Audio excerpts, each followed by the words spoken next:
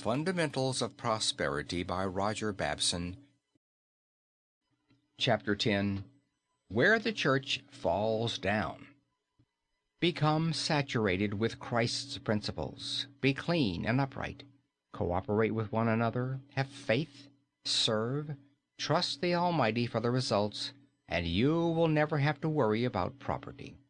If you will do these things, all of the others will be given to you. There are two groups of people who criticize the church. First, there are those who claim great love for their fellow men, but do not go to church because it is allied with the property interests of the community. I believe that to be the fundamental reason why the wage workers, labor leaders, socialists, and radicals are not interested in the church. They believe that the church is too closely allied with property. I have been severely criticized myself for presenting the church as a defender of property and as a means of making your home, your business, and your securities safer. Such critics are perfectly conscientious, and the church suffers much because those people, in their love for humanity, are antagonistic to the church. The second group are those defenders of property who look upon the church as impractical, who consider the Golden Rule as something all right for the minister to talk about on Sundays, but something useless to try to follow during the week. Those men criticize the church for preaching love, for talking the Sermon on the Mount, and for being what they say is impractical. So the church suffers today by having both of these groups stand off alone. Neither of them is interested in the church, the most important organization in America. It is the church which has created America, which has developed our schools, which has created our homes, which has built our cities, which has developed our industries, which has made our hospitals, charities, and which has done everything that is worthwhile in America. Yet, today, the church is the most discarded industry of all, because it has not the cooperation of either of the above groups. The radical group, which claims to be interested only in humanity and not in property, and the propertied group, which frankly says that it is primarily interested in property and not humanity. It seems that we should stop sidestepping this question.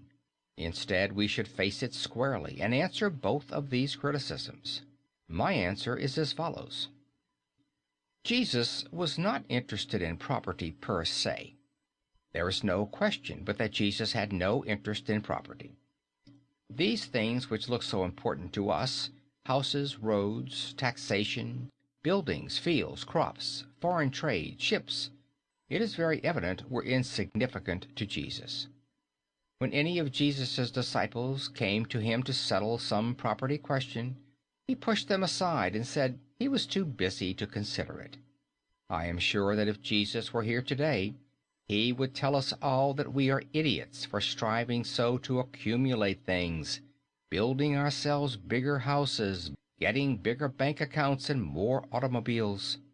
Hence, when the socialist or the radical or the labor leader complains to me, I frankly admit this fact.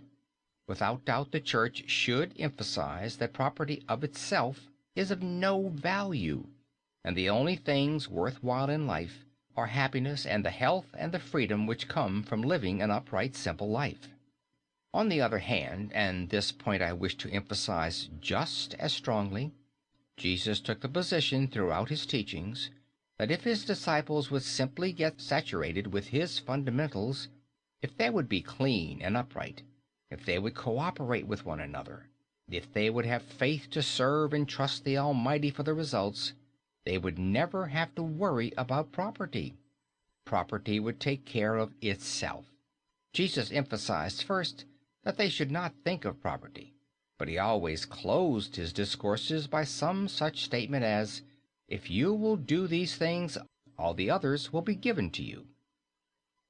It is absolutely impossible for any individual to develop the above fundamentals of prosperity, faith, integrity, industry, and brotherly kindness, without being successful. I care not whether he is a doctor, teacher, banker, lawyer, businessman, or manufacturer. That same thing is true of groups and of nations. It is fundamental law. Whatsoever a man soweth, that shall he also reap. Those who serve will be served. Those who knock will be knocked. Those who boost will be boosted. We are paid in the coin that we give. We are forgiven as we forgive. If we are friendly, we will make friends. Statistics show that the church is the greatest factor in the worldly success of men, groups, and nations. Some readers may have seen a book written by Professor Carver of Harvard entitled "The Religion Worth Having." In that book, the author discusses the various denominations of Christianity. Then he says, most conclusively, that the religion worth having, the religion that will survive, is the religion which produces the most. Yet this production will not come by seeking production per se, but rather by the development of these fundamental characteristics which have been described. Try as you will, you cannot separate the factor of religion from economic development. In the work conducted by my organization at Wellesley Hills, we study the trend of religious interest as closely as we do the condition of the banks or the supply of and demand for commodities. Statistics of church membership form one of the best barometers of business conditions. We have these figures charted back for the past 50 years. Whenever this line of religious interest turns downward and reaches a low level, history shows that it is time to prepare for a reaction and depression in business conditions. Every great panic we have ever had has been foreshadowed by a general decline in observance of religious principles. On the other hand, when the line of religious interest begins to climb, and the nation turns again to the simple mode of living laid by in the Bible, then it is time to make ready for a period of business prosperity. End of chapter 10.